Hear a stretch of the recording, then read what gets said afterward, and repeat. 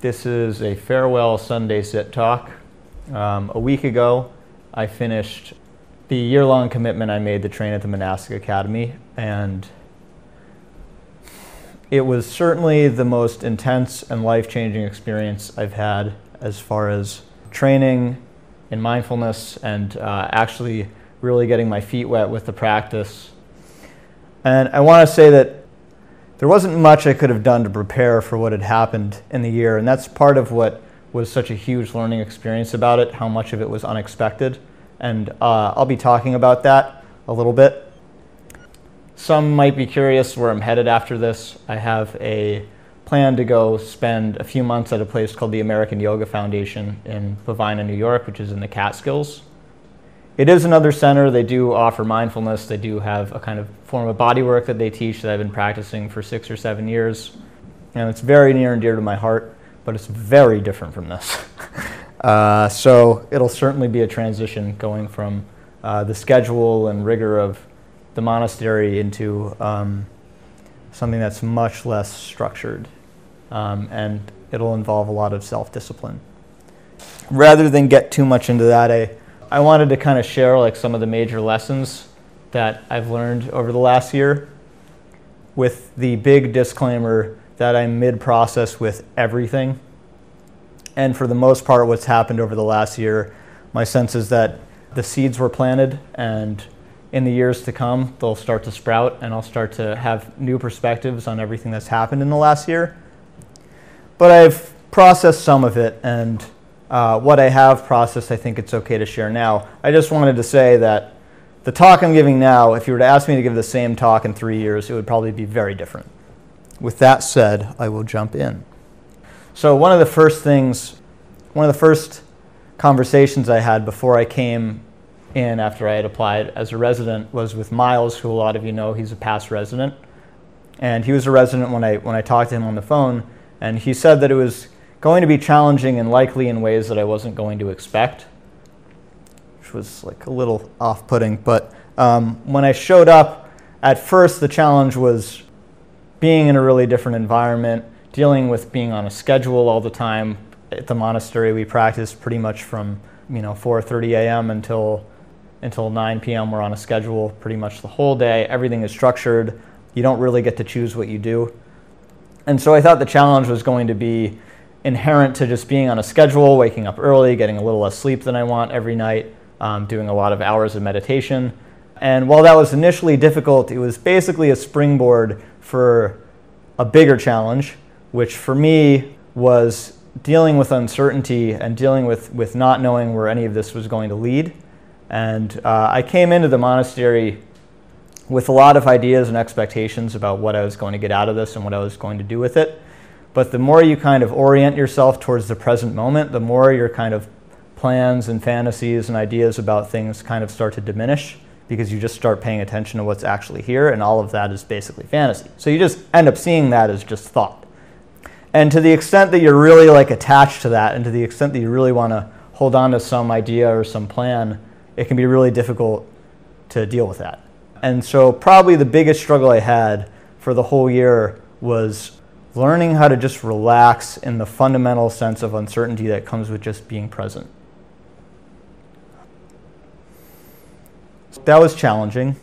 It was also really beautiful at times, and it created a lot of space for spontaneity to come up, and all kinds of things that I wouldn't have expected to learn about to become apparent.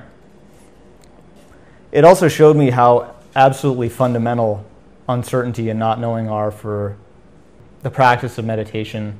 They're fundamental to life, and therefore they're fundamental to the practice of meditation, because the purpose of that is just to orient yourself more to life and be open and receptive to everything that happens. So that was one area that I worked on a lot, and one area that I will continue to work on a lot.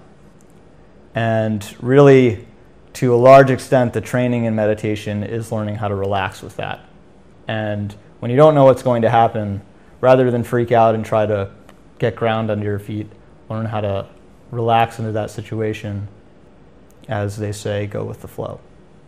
So that was the first One of the biggest things that I worked with over the last year, and something that basically everybody who comes through the monastery has to work with to some extent, is some resistance to uncertainty and some really wanting to know.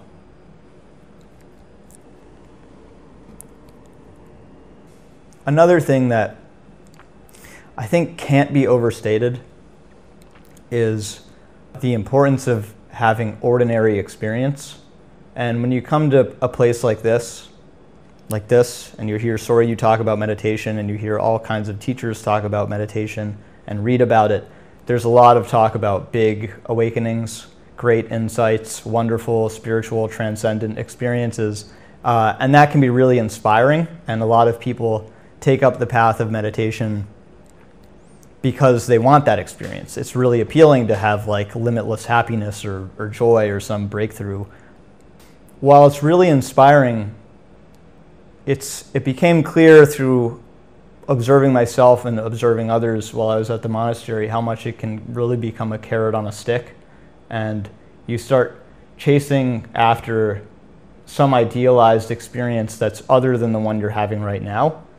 And the trick is that anytime I had like a deep experience meditating, or anytime I had some kind of insight, it came pretty much exclusively when I was doing the technique for the sake of doing the technique. Not because I wanted to get something out of it, because when you have that kind of ambition, you're not really doing it, you're just trying to step over the technique into something that's better than what you're doing right now, which is, again, that's another fantasy, that there is nothing other than right now. So chasing after experiences like that can inevitably become self-deceptive. When you really just stay with the breath for the sake of staying with the breath, and when you really attend to sensations, sounds in the room, sights, it can kind of just start to become a reward of its own. Until you really follow a breath from start to finish, you don't realize how much experience is contained in a single breath and how much stuff just comes up in that short span of time, whatever it is, a few seconds, that it's just loaded with details. And so what we're doing when we practice is dropping into that subtler level where it's almost like another world. And ordinarily when we have experiences of the breath or of a particular sight, like you look at a flower, you're likely looking at it through some kind of conceptual filter. And because of that, you're not really looking at it, it's kind of this like image idea of a flower that you've looked at. It's as if you just like plaster this picture of a flower on top of a flower and you're just looking at that, and it looks like dead. It's like a piece of paper. It's not really, it doesn't really have the life and the color, and it doesn't really move with the wind the way a flower actually does, and it doesn't have impermanence to it and that sense that of fleeting beauty. When you start to dip under the level of those templates, of that kind of like layering over each experience with some idea of what it is, and really just look at the raw input that you're getting, it becomes so much more interesting. It's alive. It doesn't become this thing that gets interpreted by your mind. It's not like there's this middleman that's constantly interpreting things using past experience to explain what's happening right now, but it's actually you're in the moment and spontaneously perceiving things. And it can be really beautiful to just see ordinary things like a blade of grass blowing in the wind or a raindrop falling off of a leaf. Because when you don't put that layer of concept on top of it, it just becomes wide open. You see a raindrop fall off of a leaf, and there's no interpretation on it, and it's as if that moment is just infinite. And I'm not saying I've really experienced infinite perception or something that's as transcendent as that, but when people talk about that, I now have at least an inkling of what they mean. That when you really just start paying attention, things are so much more interesting, in fact transcendent, than what you think. That your idea of enlightenment or your idea of having some wonderful experience is nothing compared to the experience you're actually having right now. And it can be really powerful to realize that. I have a quote here by Khalil Gibran that stuck out to me. Someone was reading a book that said, "In the dew of little things, the heart finds its morning and is refreshed." I think there's no better way to say this, that level of just actually experiencing your reality on a moment-to-moment spontaneous level of actually touching life without gloves. Additionally, having ordinary experiences can be extremely relieving when you're in the gutter. And this was illustrated best for me in my first few days at the monastery, which were some of the hardest days I had there, where I was really freaked out, wondering what I had gotten myself into. And I told this story at the last talk. I don't know how many of you were there for that. I was totally caught up in this conundrum of whether I was going to stay or leave. And then there was this moment where it was just like, just mop the floor, like you're mopping the floor. We do chores at the monastery. It's a big thing that everybody who comes starts with. You start by doing cleaning and you kind of work your way up the ladder. And so it was such a relief to have a mop in my hand and have something as simple and straightforward and ordinary as mopping the floor to just come back to when things were kind of going haywire up there. So that's another benefit of experiencing reality at the kitchen sink level, that it can be a huge relief when things are getting wild. Another thing that was a big lesson that I continue to learn from and worked with a lot over the year was this notion that the body is the path. The entire path of mindfulness and the entire path of spirituality occurs in this body, that this is the vehicle and it is the path. When the first time I heard Soryu, who's the teacher up at the monastery, give a talk to the group, the first thing he talked about was posture. Without even getting into any big ideas or anything, it was like, first, let's get this in order. First, align your posture, be attentive, be relaxed, and then we can start talking about stuff. I've been doing some body work, mostly the stuff I learned at the American Yoga Foundation for several years now, and with a lot more effort and time over the last year I spent at the monastery. And so I really kind of had the sense when I came here that I kind of got it, and I was really excited that he was talking about posture because I kind of already understood that. I had my own practice, like where I was working with that sort of thing. But I did not expect to have my experience of my body deepen as much as it did over the last year. It showed me that I thought I was relaxed and I thought I was open, but there's a lot of subtle energies and subtle emotions that I still kind of hold, and a lot of areas in my body that for probably years have been stuck holding. They don't know how to relax. They don't know how to let go. Anytime I kind of found myself in a psychological conundrum or something, it usually had some kind of impression on my body, or there was something in here that was resisting or tensing up around a particular thought or tensing up around something somebody said. This is a lot more workable in my experience than that, because it's physical. It's like the way Soryu would talk about it is when it comes to the practice of meditation, when you're actually cutting through some kind of particular diluted thought process, that you hold onto the body. The body is the handle of the knife and the mind is the blade. So you have this which can actually be gripped.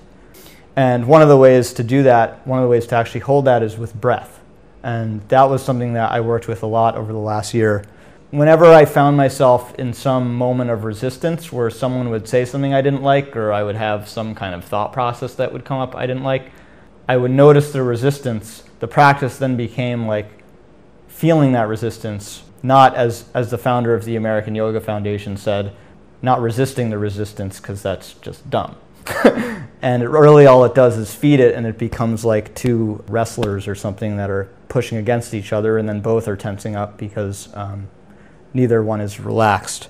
The practice after that, in feeling the resistance and learning how to relax and stay with the breath, became a lot more spacious. One of the things that was really wonderful about that experience and working with emotions is that I would see that what initially felt like this really solid experience of anger or this really solid experience of sadness, you can see pretty directly, and it doesn't take that much to see that actually it's just a bunch of different moving parts that are coming together under this concept you have of anger, or this concept we have of sadness or something. That really it's the concept that gives it that kind of sense of solidity and that heaviness. And when you really just touch the emotion and see how it's energy and there's mental talk kind of associated with it, and there are images of like an angry face or someone crying or somebody who you're mad at, and you can actually note those as they're arising and note the feeling in the body, that automatically it becomes a lot lighter because it just starts to melt into these parts. And as you kind of see that these parts are just mixing and dancing together, what's giving it this frozen quality is that you're just calling that anger instead of actually peering under the hood and seeing what actually is the anger. Okay, like I feel heavy, I feel this hardness in here, I have these images of like angry faces or like attacking someone. One of the clearest experiences I had with this was when I just spontaneously started having all this self-pity come up during a retreat. And it became hilarious just watching this like story come out of pretty much thin air for no apparent reason, and it would just bubble off, and the more I would see this sequence of things that were just interacting, and I would just call that whole thing self-pity, but the more I would actually see these things streaming together and not building up into this, culminating into this one big annoying thing that I have to deal with that makes me feel so bad, the more it would kind of just break up, and I would actually just start erupting into laughter when it would come up, because it was just like seeing the soap opera unfold on TV, and it has no power over you when you actually see what it is. That it's not this, you're not your self-pity. It's just this dance of sensations and ideas coalescing and diminishing. So that was really helpful. And Shinzen Young talks about this. Shinzen Young's one of the meditation teachers who's had a lot of influence on the monastery. He says it's divide and conquer, that the whole path is basically learning how to see the actual components of your experience and then seeing that it's actually insubstantial. It doesn't have this kind of heavy, serious quality that we tend to think it does. Things are a lot more workable at that level. A week ago I had a meeting with Soryu. He came by for like a couple hours he flew in he's been out at San Francisco helping them get started with their center. He's gonna spend like 2 months doing his solo training in Vermont now, and he flew over last week and came to see us just for address the group, tell us how Vermont was going, or how San Francisco is going. I had the fortune of spending about 20 minutes with him one-on-one before he departed into the woods for his retreat. We kind of talked about leaving, and I had this expectation that he was going to kind of scrutinize me and want to know like why I'm leaving and what my reasons are. But instead of even getting into that, he kind of just celebrated the fact that I actually did what I said I would do, and I agreed to do a year at the monastery, and I did it. And for the last couple months, it's been really hard to keep that perspective because a lot of what comes up are these questions and doubts about whether I should have been staying longer or if it was the right thing to do to leave. And he told me that he did about 10 years of training in Asian monasteries before coming back to the US to start the Center for Mindful Learning and ultimately the Monastic Academy. And he said that same thing still comes up for him now. He still wonders if he should have stayed longer in Asia, if it was the right thing to do for him to leave, if it would have been better for him to stay, what would have happened if he stayed. That all these are questions that still come up for him now. But what he said was that he knew that like from having done the last year at the monastery that I should have some sense of self-confidence, and he's right. That it is there, but it's a perspective that I haven't really been taking very much. But that those doubts and the self-confidence don't need to be in conflict with one another. It's okay to have those doubts, but they don't need to pull away from any sense of self-confidence. And the self-confidence doesn't need to squash any kind of doubt that you have. That all this stuff is natural. And you don't need to be fighting fire with fire. So it was really encouraging to have that meeting with him. And it really was a great send-off for the next few months I'm going to be spending. I don't know what's going to come after the next few months I'm spending at the American Yoga Foundation. I have a teacher there whose name is Gus. He's 82 years old. I love him dearly. And he could use a lot of help at this point. And I'm really looking forward to spending that time with him. And it feels really sad to be leaving everyone here. And in the last few months, I've really grown to love this community and have really been feeling that a lot of this has been a gift when it felt like it was a burden. So that's been really wonderful. So the last thing I wanted to do before we move into meditation was read a poem I wrote for everyone. So we had a little farewell ceremony for me, and I had some time to prep a poem. Everybody's apparently supposed to prep something, and the question is, the prompt for the farewell ceremony and for what I'm supposed to say is, how am I going to take this training into the world? How am I going to take what I learned at the monastery with me as I depart?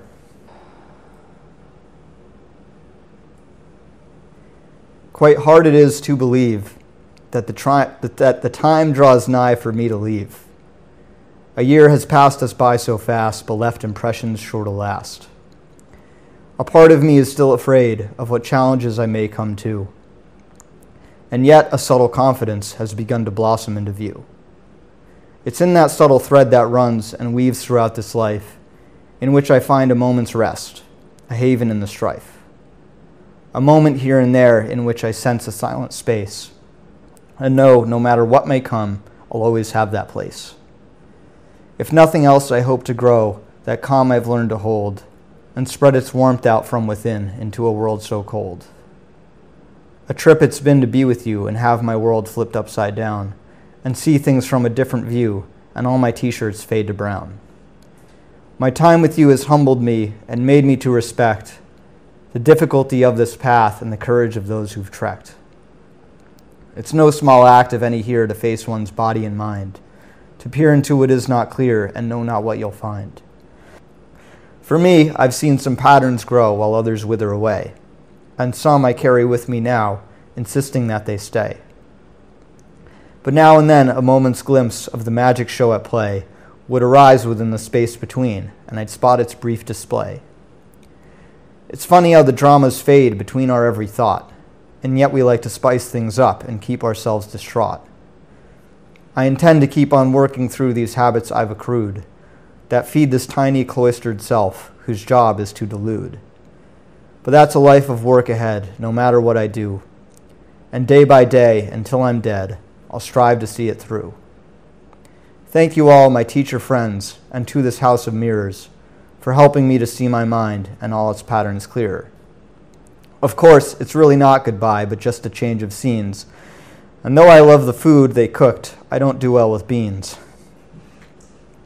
I'm quite surprised and pleasantly at how my circle's grown, that I'd have made so many friends I never could have known. I love and wish you all the best in journeying round the bend, and hope you know that if you need, you can always phone a friend. So with that, we will transition into a practice period.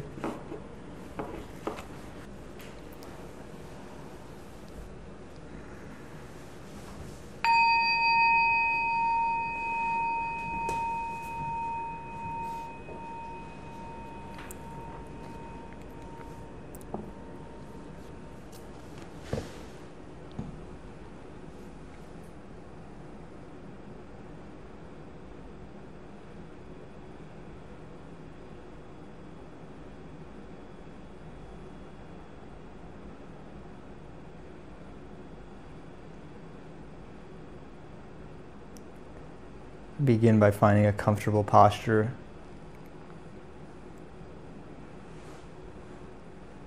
Feeling the ground and at the same time feeling the spine elongated, the vertebrae stacked on top of one another.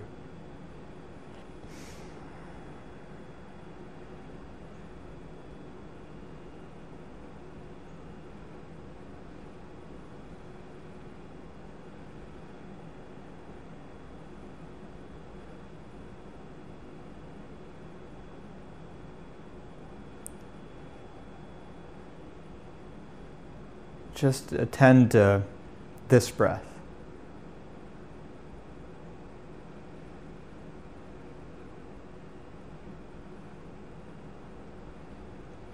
I'm going to miss breath.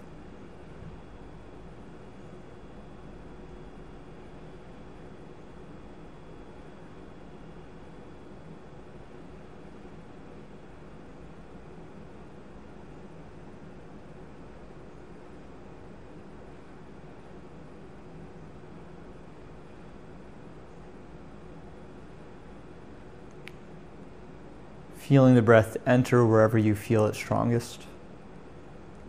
Could be at the tip of the nose, or in the rising and falling of the belly.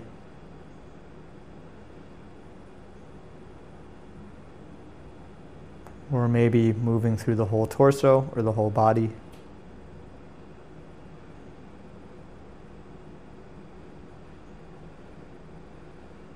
Noticing the moment it starts coming in.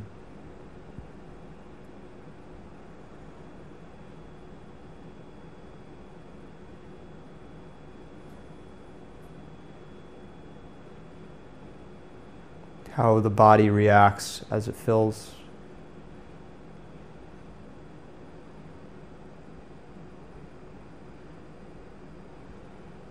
The moment it's full and releases.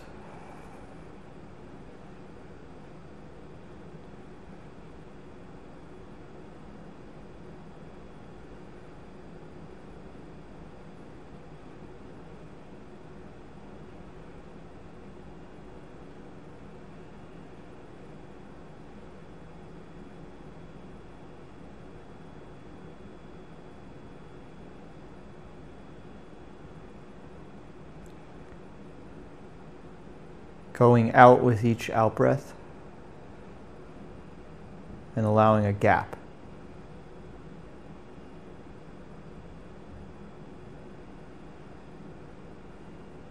And kind of just leaving that gap for any other experience that occurs. Could be the sound of the heater, feeling of your feet on the ground, noticing that particular muscle group is tense and then it relaxes when you notice it. And just letting the in-breath happen naturally.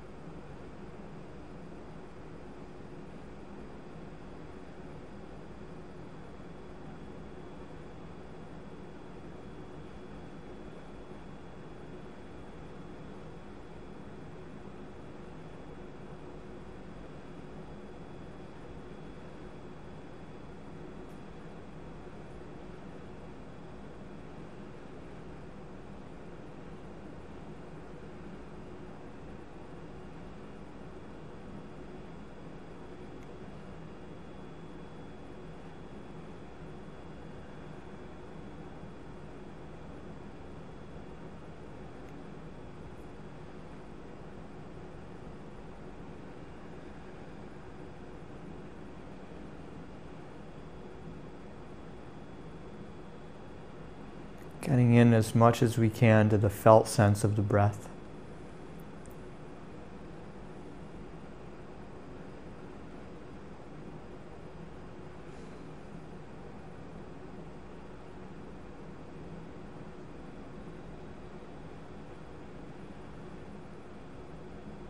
Going out with the out breath and just leaving a gap. letting the in-breath happen on its own, and then just repeating that.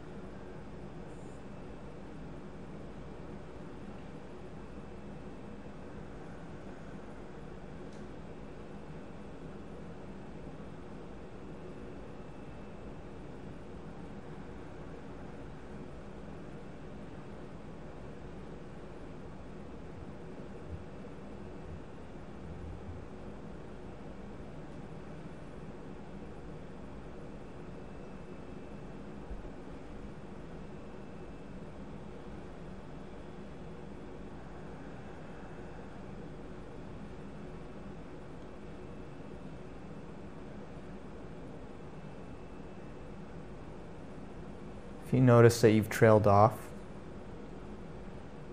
just really simply label that as thinking, and then just redirect your attention to the breath.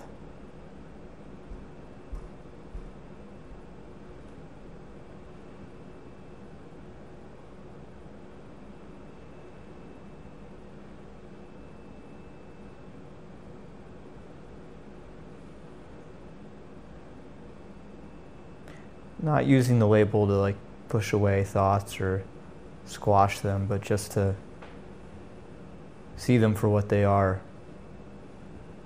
just thinking.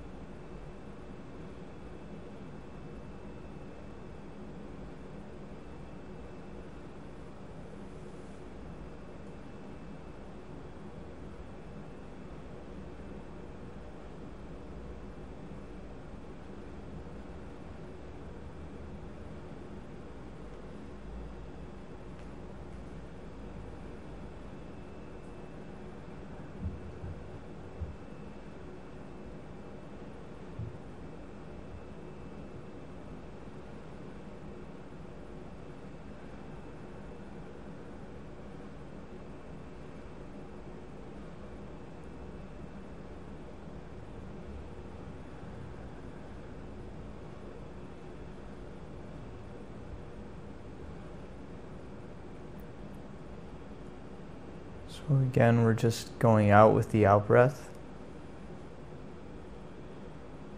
following it through, and leaving a gap where there's no technique, but just a space for anything to arise.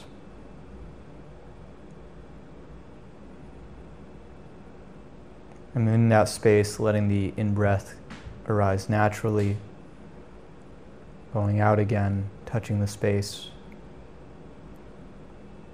and so forth. And if you find yourself thinking a lot or distracted by any kind of mind stuff, you can note that as thinking, kind of just friendly, just noting to yourself what's happening, and then coming back.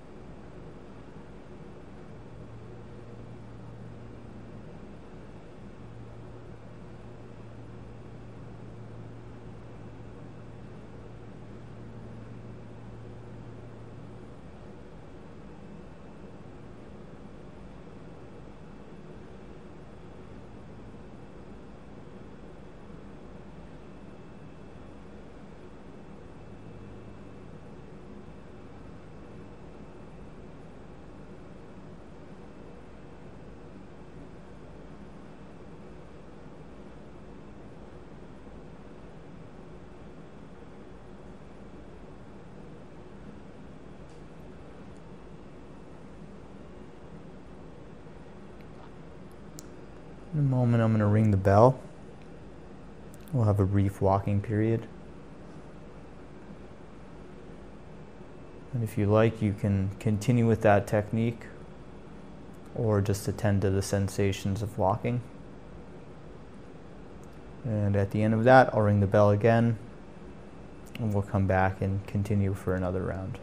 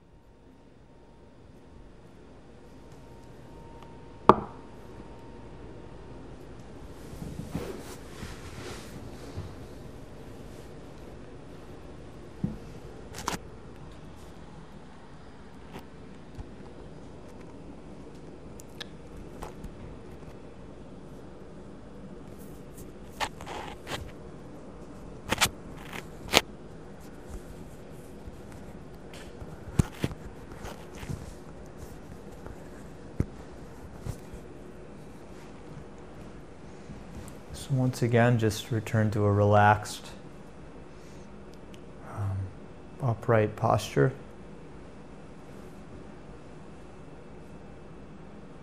Letting your weight sink into the ground. If you feel any muscles unnecessarily holding tension, you can let them relax with the breath.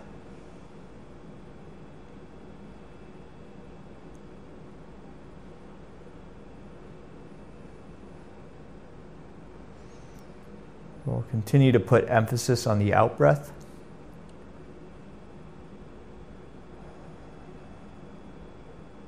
Identifying with the felt sense of the breath going out. And then as it expires, leaving a gap where there is no technique, no particular point of reference, just open space for anything to arise.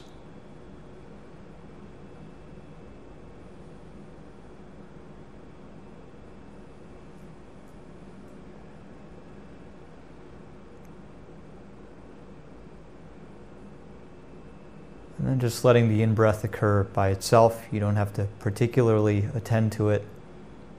Although if you'd like to, you're welcome. And then once again, just going out with the felt sense of the out-breath. And in doing this, you might start to feel a sense of spaciousness.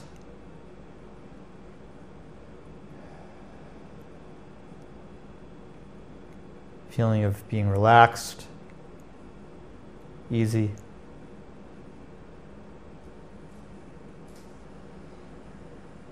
Or you may even feel stronger a sense of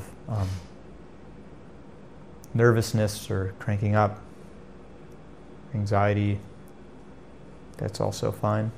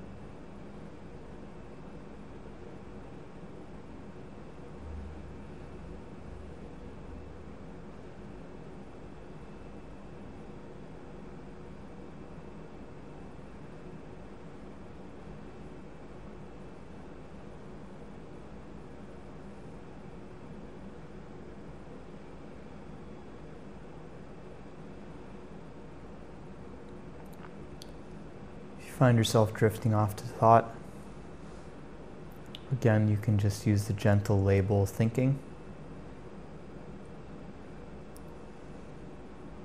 And then come back to emphasizing the out-breath and leaving a gap.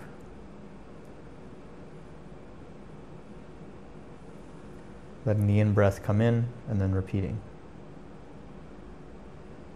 If an emotional experience comes up,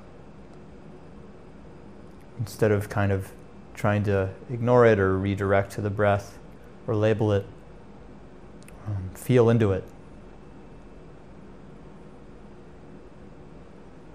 What does it actually do to the body? What kind of thoughts and images arise?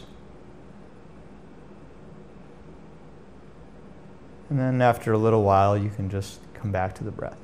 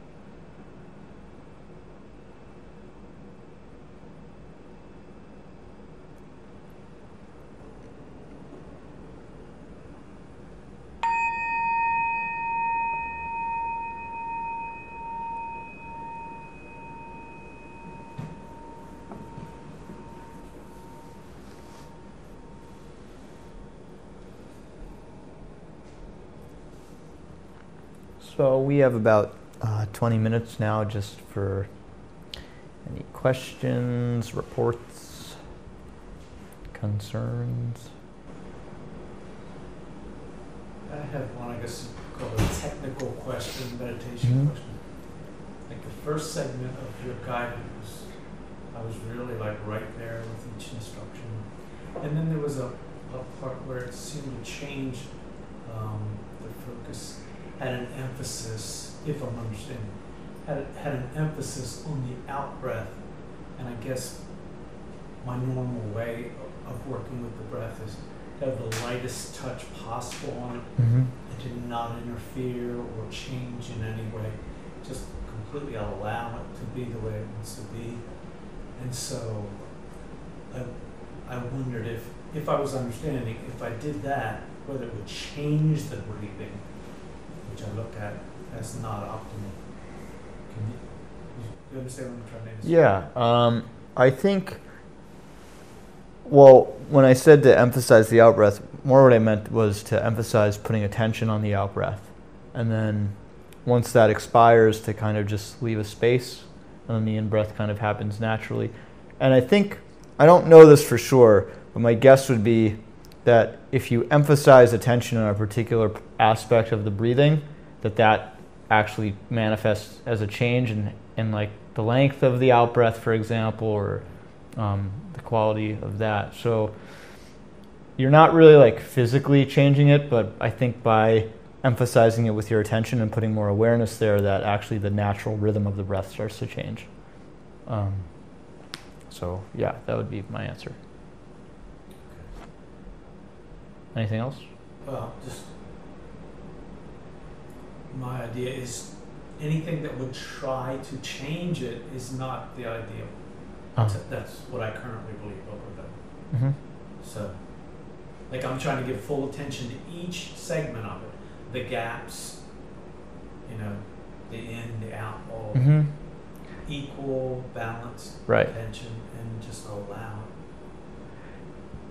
I mean, I've had a thing like on a long retreat, say like a month, where I got to a certain point where the breath, you get in the beautiful breath, they call it, different weird things that happen with the breathing where it seems to stop. And it's like, one thing that helped me was just letting it go to where you don't even care if you breathe again. It might sound really weird, but you might get to that point, that might be a skillful thing, and you let it go and you don't care if it ever comes back. And then you watch. It can be Yeah, that's certainly really hard for me. I find that a lot of tension comes up in my body around like the last little bit of breath that goes out. There's like this kind of gripping around that. Yes. So I think working with the out breath in particular can be really important, because you know, that's where we see a lot of our attachment to breathing, and a lot of our attachment comes up at the end of that breath. So Soryu has a technique, or learned a technique called the extended exhale, which he shares with us, where you really push out like everything. Like as far as like actually changing the breath, it's like radically changing the breath. Yeah. It's like kind of a yoga thing, a yogic kind of technique. So yeah, it really varies. A lot of different schools give a lot of different instruction on how to relate with the breathing. This is just one particular practice. Thanks. Thank you. Anybody else? This is related to breathing, and it's probably going to sound a little strangely wacky. I find that I can concentrate, I can be aware of my breath, and exhalation is very easy and kind of almost a satisfying feeling for me. And then I go into this panic mode of I'm not going to be able to breathe in. And part of that is, you know, inflamed sinuses and some physical things, but then to get to the exhalation again, it's almost like a relief. The cycle is going.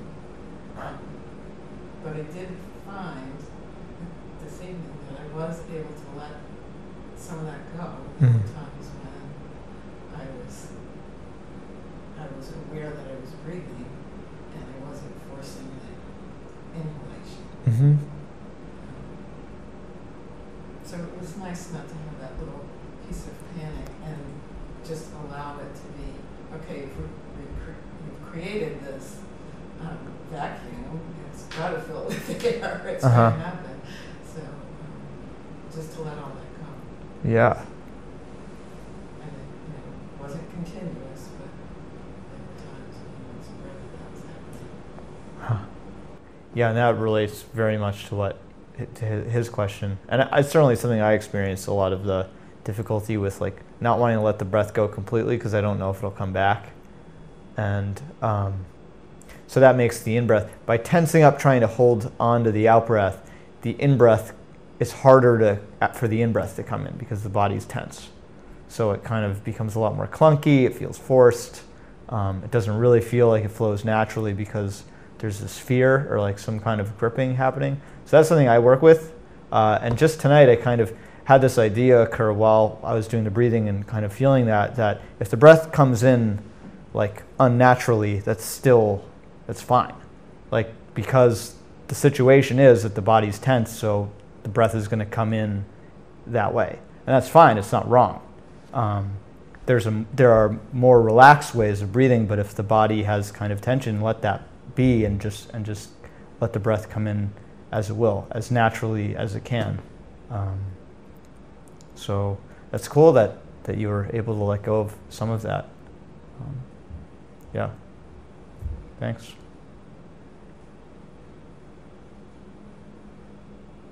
Any questions for me? I'm not going to be here again, so. I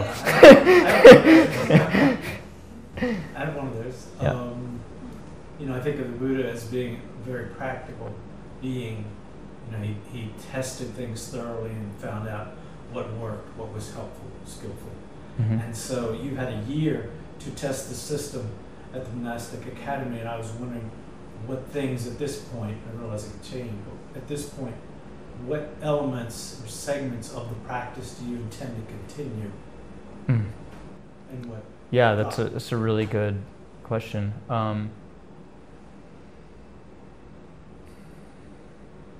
Certainly every day having some kind of formal practice, whether it's sitting meditation or some kind of body work practice, like at this point it's non-negotiable. Before I came to the Monastic Academy, I was kind of like maybe I'll meditate today, like maybe I'll do body work, and now it's just like, no. Like it's happening. So, I can't say how much I'm gonna like uphold that commitment a year from now, or if things get really busy, whether I'll actually be able to keep that up, but I very much intend to do that right now.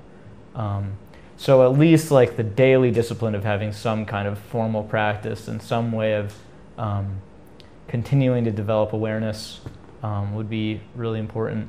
As far as like specific techniques, I don't know. I guess I'll see. Like, I think there'll be a period where I can kind of play around with some of the things that I've learned and see what remains after I leave. So does that answer any of your question? Do you want anything else? Yeah, I even wondered, like, the chanting, do a lot of chanting, and like you probably have recordings of it all. You could kind of chant with the group. Miles away, Get up at 4:40 a.m. No, probably not. I probably wouldn't do the chanting. But like, I'm happy to like attend like a community meditation somewhere, and if they do chanting, I'll join in with that. Yeah. We'll see.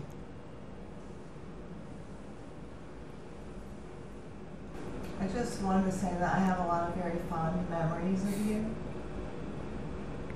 Thanks. And also, your poem made me cry. Wow. Was that bad? George Lessner, ladies and gentlemen. No, that would be your poem. Wow. Sharp.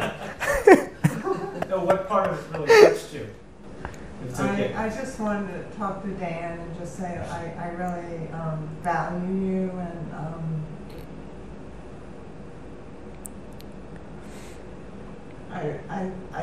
I think I'm mostly really appreciative of kind of what an iconoclast you are.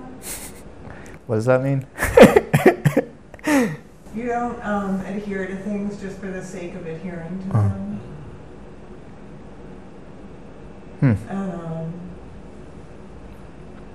And I just yeah, I just think it's going to be different. But it was different before you came. And it's good to know that you're in the world. Yeah. Thanks. And so one of the things I really value about tonight is that I feel like you have great clarity when you teach. And sometimes you present things in such a simple way that it just happens for me. And so today it was just the idea that I could, instead of striving for insight, I could just relax and rely on the technique. So I just wanted to let you know that the insight that I had is that if it was up to me, I would give you an honorary degree in basic goodness. Thank you, Jen. Yeah. And we love you. I love you all too. You feel it. Yeah. Thank you. I liked what you said. Well, first of all, the poem was really beautiful. I really enjoyed it. And I liked what you said about your, the first thing that you had to do was let go of fantasy and thoughts about what your experience was going to be like, and just let it be what it is. And so I'm curious now, do you have, as you look back on your year,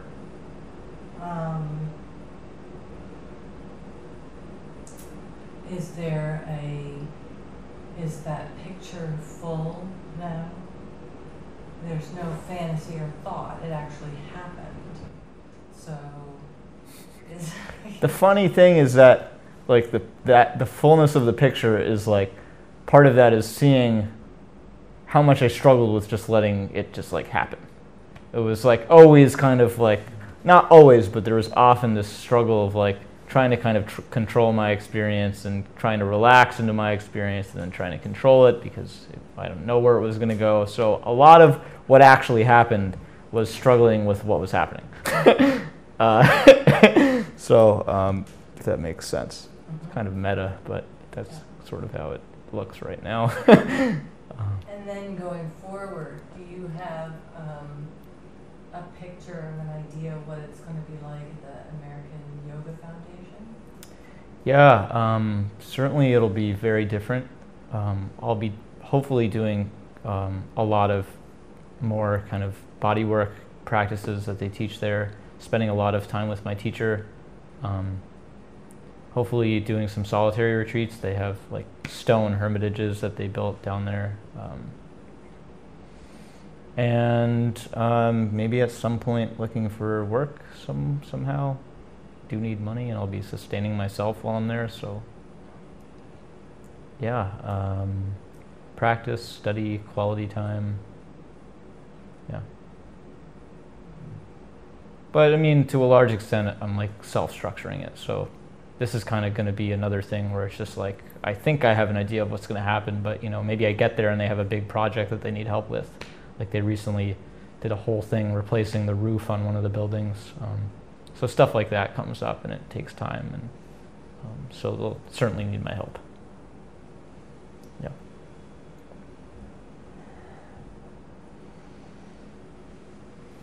Any other thoughts, reflections, comments? I really appreciated this guided meditation, Dan, and also just the honesty, simplicity, clarity, wisdom that came from your talk. And I've been attuning to my breath in my practice this week, mostly counting the breaths, but that's sort of like throwing the card down and just 1, 2, 3. Yeah. And this was actually having a relationship with it, which, as you said, there's so many more layers there and so much more vibrancy also to explore. So I feel a little bit high right now. So thank you. Yeah. And I'm really excited for you. I can't wait to see the fruits that grow from these seeds that are planted. And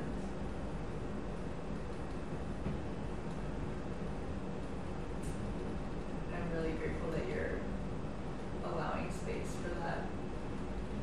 And I think that exemplifies the learning that you've been doing, just letting it be what it'll be without holding the reins so tightly.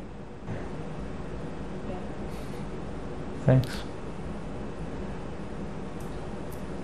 2 questions. What's the greatest lesson you've learned about community?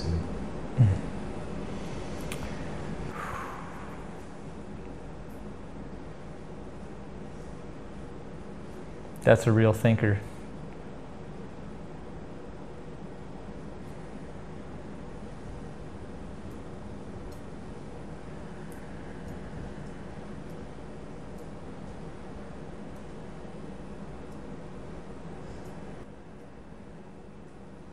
I want to have an answer to that, but I don't really have one right now.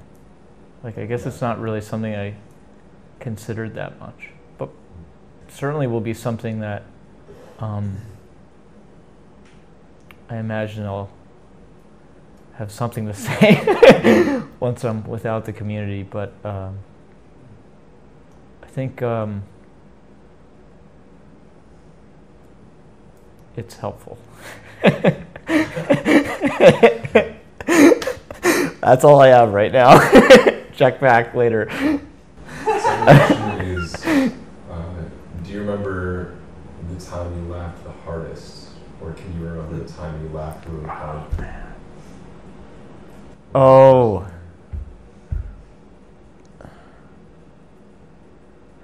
I was like, happened not too long ago, but I was like giving Django an earful about some complaint I had about something, and really kind of just giving him the story I would give him all the time about fear and doubt that would come up about everything.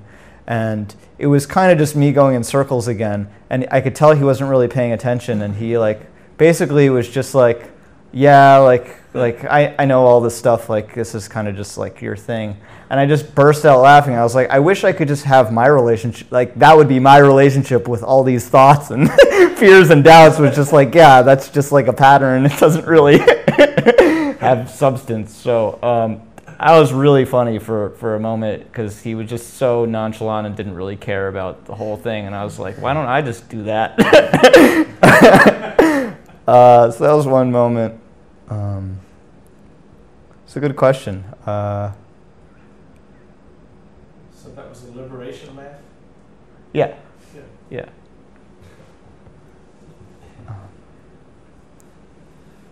There's many other times. I did laugh a lot, which I'm very grateful for. I'm sure there's so many stories that I just can't even think of right now.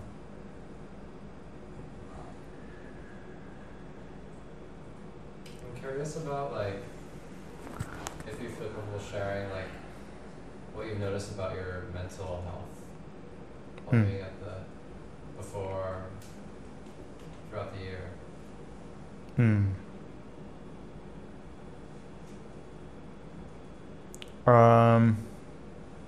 Sense of well-being, mental that health. sort of thing.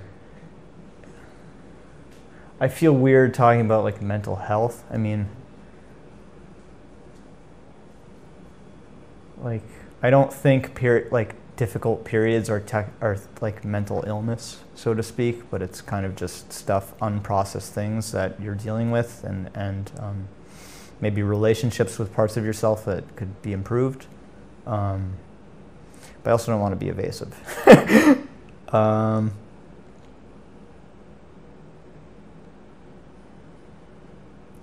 Can you rephrase the question?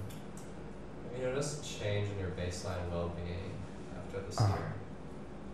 I think my ability to touch on some like sense of spaciousness and silence has certainly increased. But I also feel my emotions a lot more strongly than I did when I first came here.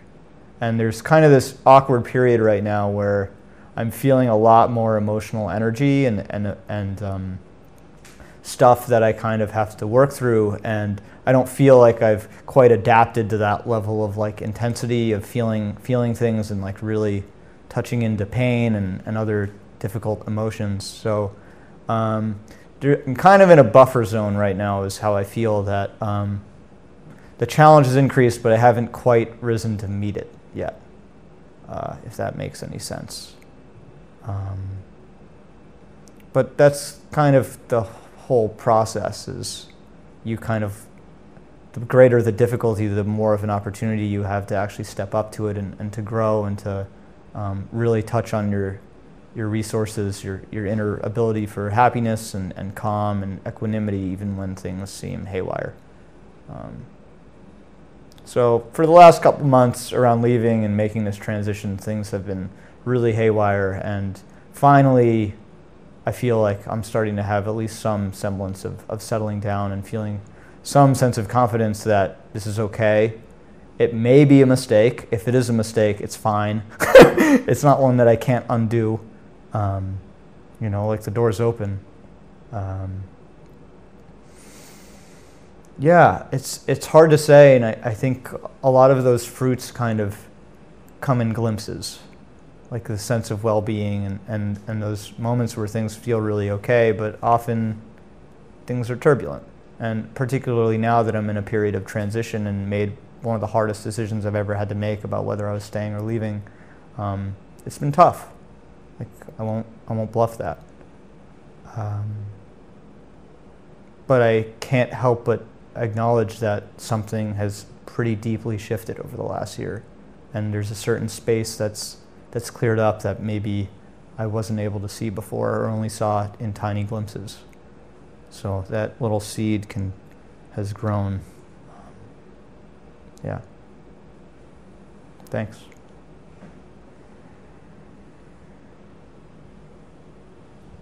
Well, it is time. Rosie?